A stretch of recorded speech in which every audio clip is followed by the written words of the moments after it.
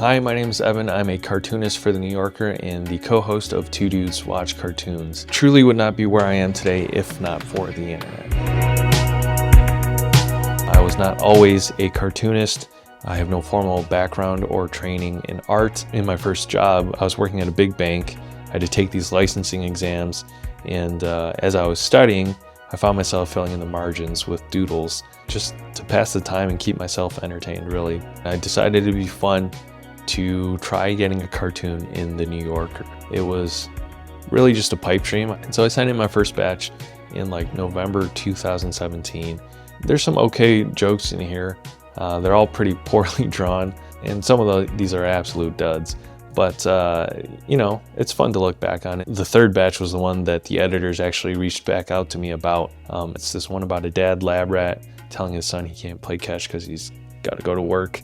And so this one holds a very special place in my heart.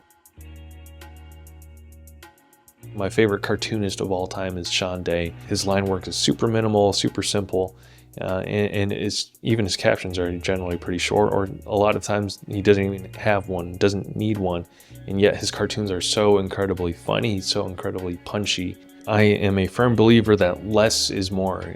I'm a big fan of simplicity. There is this interaction between the cartoonist and the reader. The cartoonist relies on the reader to connect the dots, and so in that way the reader is the one that is bringing their perspective and their worldview and their sense of humor to finish the punchline and finish the joke. And that's sort of how I want to experience the internet. I don't want the internet to continue being this rigid thing that's dominated by like 5 algorithms. I want it to be a place that is fun and has a sense of humor and that everyone can bring their own voice to. And so the idea that I could recreate that experience digitally in ARC with my web browser was pretty amusing. And so I made this boost, the New Yorker, but it's just cartoons. Because personally and professionally, that's really all I want to see.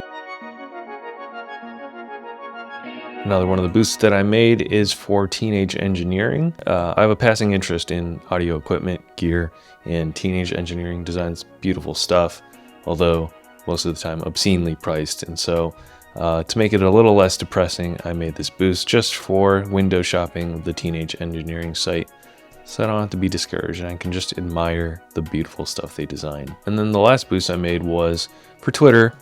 You know, Twitter's just kind of a dumpster fire most of the time, and so I made a boost just so I can see just the people that I'm following.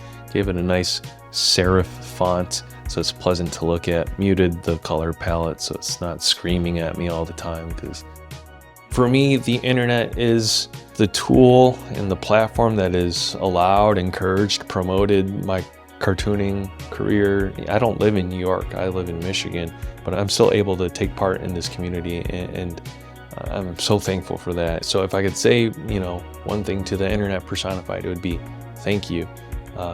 Genuinely and deeply and sincerely thank you.